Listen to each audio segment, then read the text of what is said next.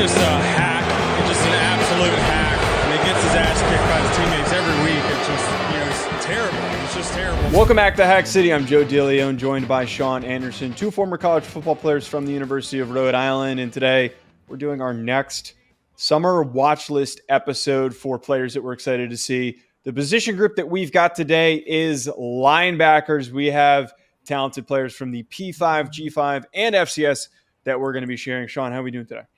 Doing pretty well. Excited to talk about the linebackers. A lot of fast linebackers, a lot of heavy-hitting linebackers in college football this year. And it's a fun position that everyone wants to play until they start playing it. They don't like getting thumped, and they go play basketball. So linebacker is always fun to talk about. Yeah, it is always the craziest guys on the team. It's also always exclusively the one position that throws up before games. I have never seen any other position throw up before a football game. It is always the linebackers. That is just my random side point. You see that Josh Allen thing where it's like, oh, he throws up before every game? I'm like, yeah. And somebody's like, yeah, it's the first time I've seen it. I'm like, no. Linebackers throw up all the time. Yeah. All the time. You're not paying attention. You're not looking over at the linebackers. Yeah. You got to be actually kind of crazy. And I think there are some dudes that we've got on this list. Sean, I'm going to start us off here with my first guy. I was really excited with the group that I scouted for summer scouting. And one guy that really popped to me was Junior Colson from Michigan. And I think that everyone talks about all the upperclassmen that come back from Michigan. And sometimes it goes under the radar, the young talented players that they have. Colson, I believe, is going to be a true junior this upcoming season, or a junior. What are you going to say? Shut up. Shut up. Shut up. Shut up. That is, shut up.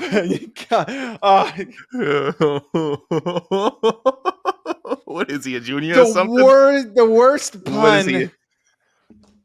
I couldn't even do it to you there. Oh my God. Gus Johnson's going to be saying senior Junior Colson if he comes back this year. Junior Colson, though, is just a really rangy, explosive athlete. I thought that he had just a really nice finishing ability, very good close down speed to just hawk down ball carriers. I think his eyes could improve a little bit, but in terms of being one of the most athletic interior inside linebackers for 2023, I think Colson is primed to just have a massive, massive season for what is going to be one of the most important and dominant teams in all of college football in 2023. Make sure you check out Bet Online for all of your sports betting needs. For anything that I do betting related, I go on over to betonline.ag and I use promo code BELIEVE50. BetOnline has all of the latest updated odds for the NFL and college football seasons. Anything you need, whether it's futures, live in-game betting, no matter what, your football betting needs are met at BetOnline. And again, make sure you use that promo code BELIEVE50, BLEAV50 to get a 50% welcome bonus on your first deposit. BetOnline, where the game starts.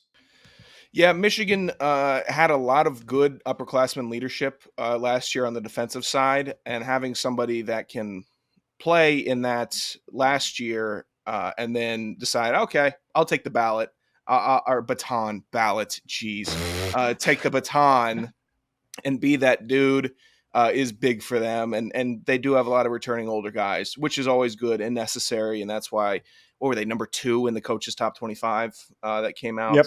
Yeah, there's good reason behind that, but they do have true talent across the board, and Junior Colson is part of that. My first FBS line or Power 5 linebacker, Cedric Gray from North Carolina. Really dig Cedric Gray. I don't know what it is. I might start having a bias towards linebackers in like a powder blue. I think was it Willie Eubanks from the Citadel that I was really high on? Yep. Something about it. I don't know what it is. Cedric Gray, not as big as Eubanks, listed 6'2", 235. Plays exactly like that. If you hear 6'2", 235 linebacker, going to be very, very fast. He's a little lean in the torso, but he gets a lot of tackles. 82 last year, and he is just a modern linebacker that you could put at Mike, but putting him at the outside position would probably be a better advantage because of his sideline to sideline speed. Just super fast. Just nose on the football whenever he needs it, and he's just rangy. Everything you sit here and you're like, every year there's a linebacker, right, in the NFL that's just super fast and takes over. Whether it's Devin Bush, if it was like a Levante David for a year, if it was like a Deion Jones for a year, like there's a super fast linebacker every year that's like got 10 sacks, or he's got 3 picks, or he's just going crazy. That's what Gray reminds me of. He does, and he fits that mold and prototype. I don't think adding 5 to 10 would hurt him very much because he's not a huge enforcer. But I don't know if North Carolina needs him to be. I think if you can have him back there as an athlete making plays, reading the offense, leading the defense, that might be more valuable than him adding a little extra thump to his tackles.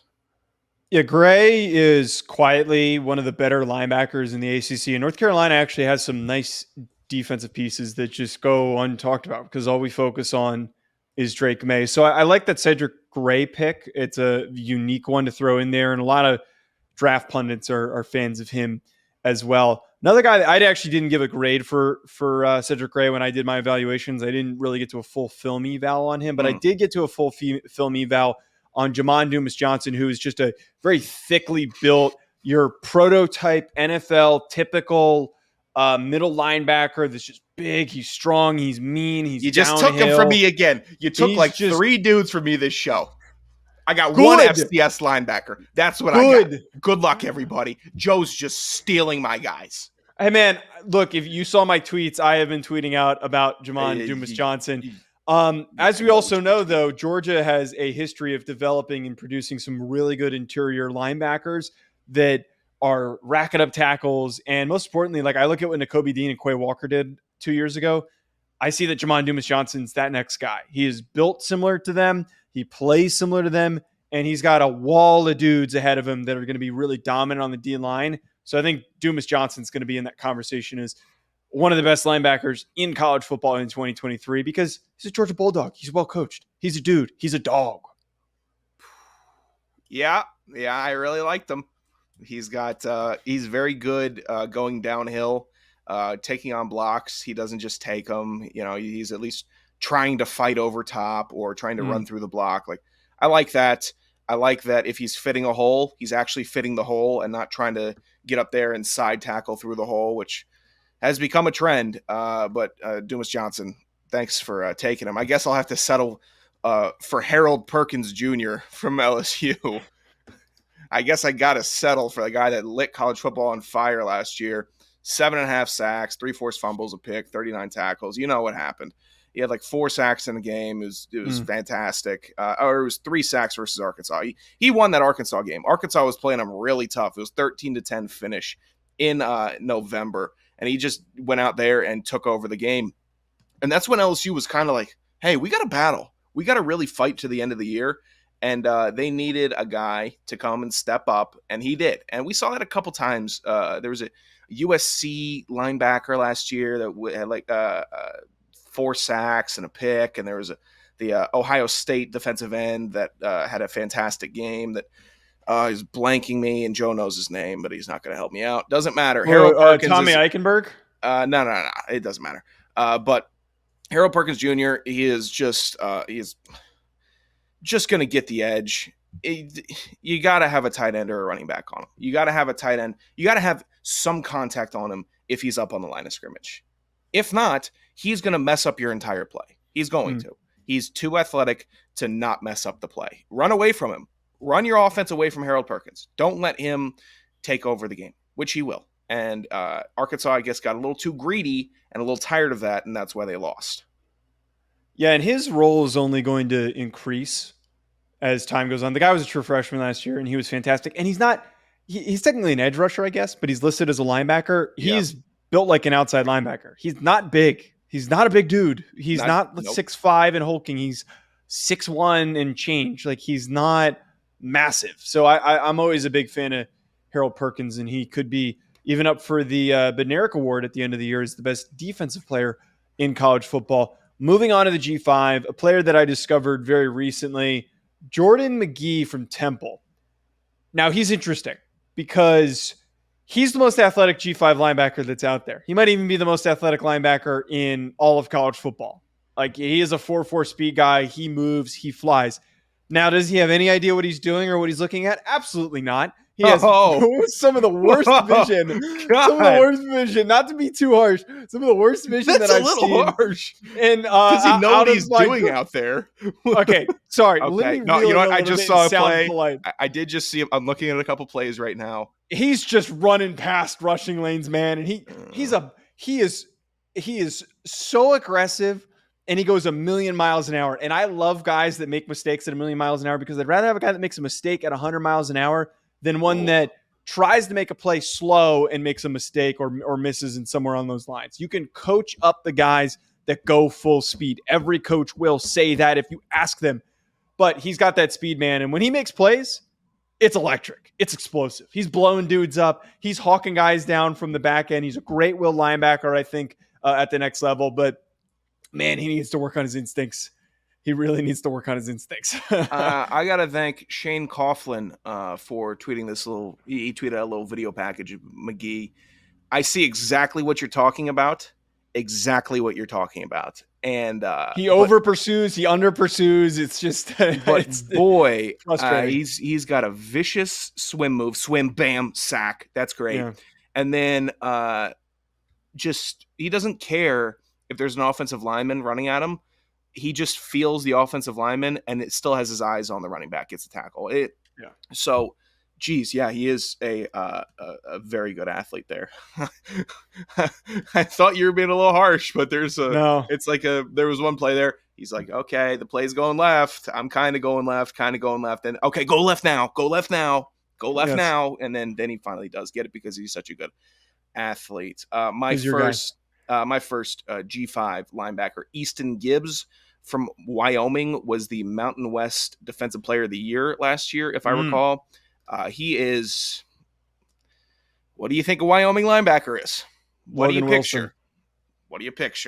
That's who he is.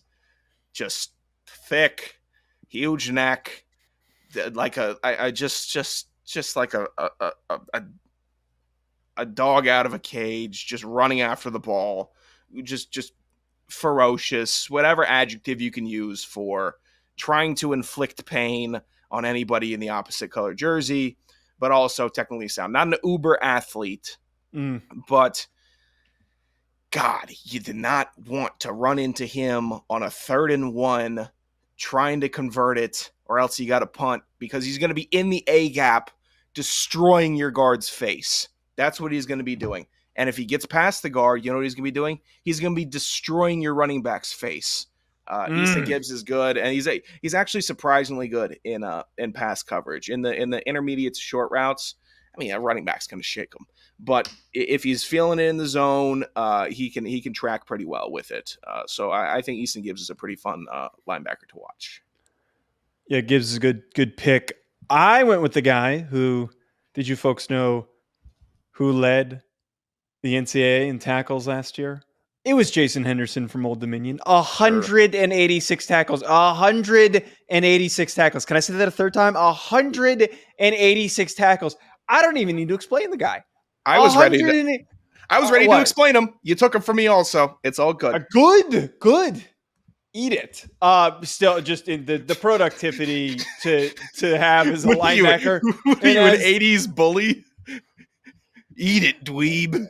And as an underclassman last year, too, he was not, I believe he was a sophomore last year. I think his numbers are just going to be stupid again this season. One of those dudes that's just a bat out of hell. He is on every single down, is just near the football, making plays all over the place. I think Jason Henderson is justifiably on this list. Yeah, he's all over the place. There's not a tackle being made. And there's an FCS player that you selected and also took for me, where it's the same situation. There's not a tackle being made on the defense if he's not making the tackle. So with that, Jason Henderson is a very good selection. My next group of 5, linebacker, Sean Dolack out of Buffalo. Hey, did you like Easton Gibbs and what I said about him? Imagine the same thing, but a guy in Buffalo. That's what it is. You're an idiot.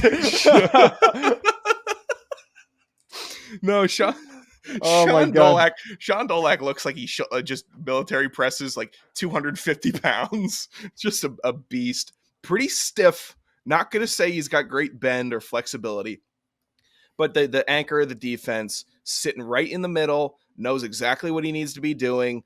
I mean, not incredibly fast. Nobody's going to say that's his best trait, but will make the play.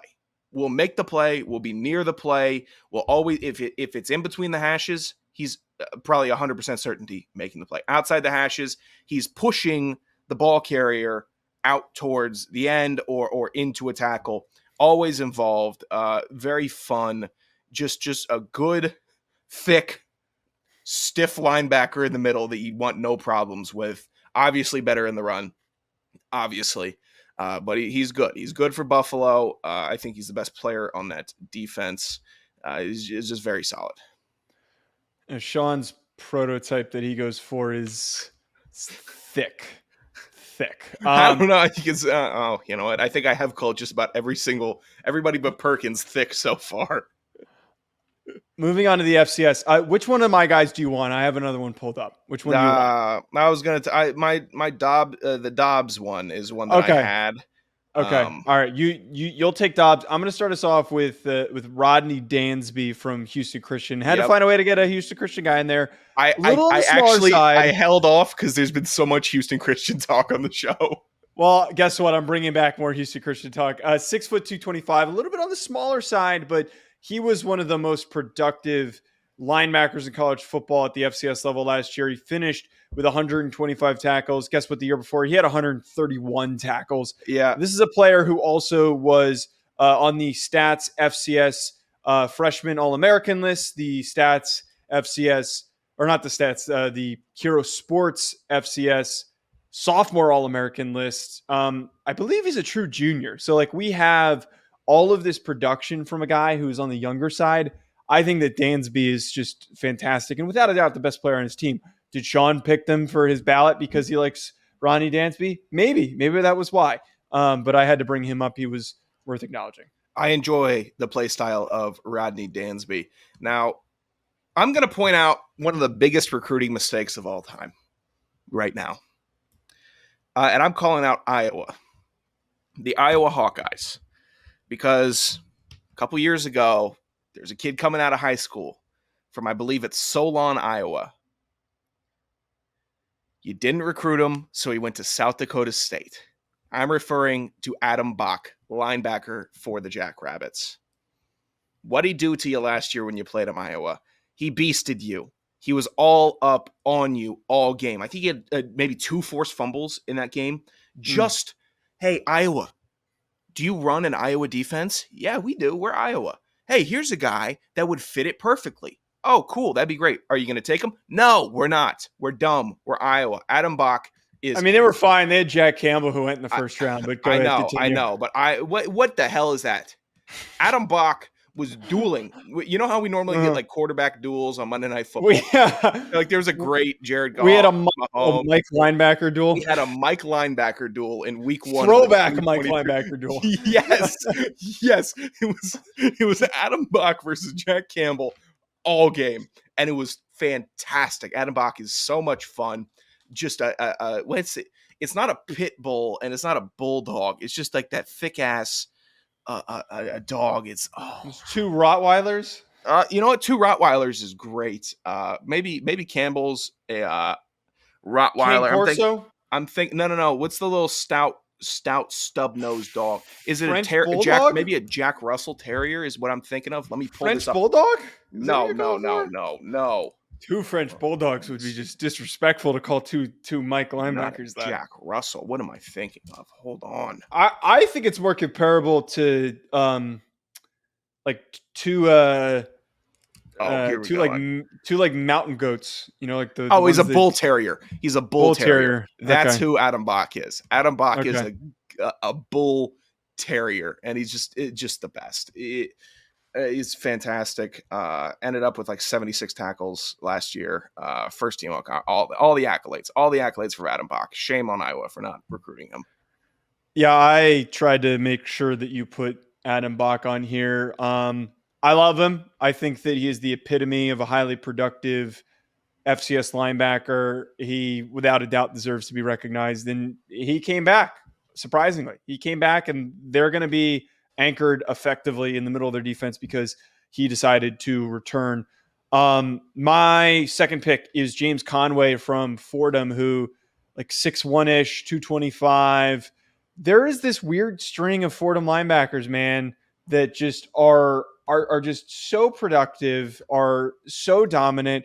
I think that he's somebody who can maybe get a little bit of an opportunity and a look as a UDFA in the NFL. I think he's got a couple more years of eligibility, so he's not exactly in a rush to declare, but he fits that style of Fordham linebackers that we're just so accustomed to, which is stout between the tackles, is not going to let anybody get past him. Not a crazy athlete, not a guy that's going to run in the 4.5 or faster, but is consistent and plays with pretty strong technique. Who was the Joker that had the really long hair that I always think of? Was it Greenhagen? Oh boy, I know exactly who you're talking about. I think it is. Where did he? Right. Yeah, Ryan Greenhagen. Greenhagen. Ryan Greenhagen. Exactly. You wouldn't stop talking about his hair. Oh, he cut his hair. No, it wasn't Ryan Greenhagen. Different linebacker. It was a different Ryan linebacker Greenhagen looks like a Fordham linebacker, though. Yeah, he does. And Conway's the next great one. There was a one before him. Who talk about Jacob Dobbs though while I look this up. Now you're killing me with this. I look it up. I'm trying here. All right, I'll get on to my last guy here. FCS. Jacob Dobbs from Holy Cross. Gets blocked a good amount, gets caught up in the wash, but the best thing about Jacob Dobbs is that he can escape the wash. It's not a grab grass situation where a lot of defensive players should grab grass, but they don't. Dobbs, if he's getting blocked, still finds a way to the ball carrier. And I love that. I love that because that means he's the guy on defense that needs to make the tackle. He's the guy that does make the tackle. Dobbs is he's built well. He's built like a Holy Cross linebacker, almost in the same level of Fordham. I don't think he's as yoked as Fordham linebackers typically are, and I hate to be the comparison. And it's just stupid to compare the two. But Dobbs is solid, just pretty hard-nosed. I think if he uses his hands better, he can be a very, very, very good linebacker. And he's already a good linebacker. He's already making the plays. He's the guy on Holy Cross making the plays on defense. He is.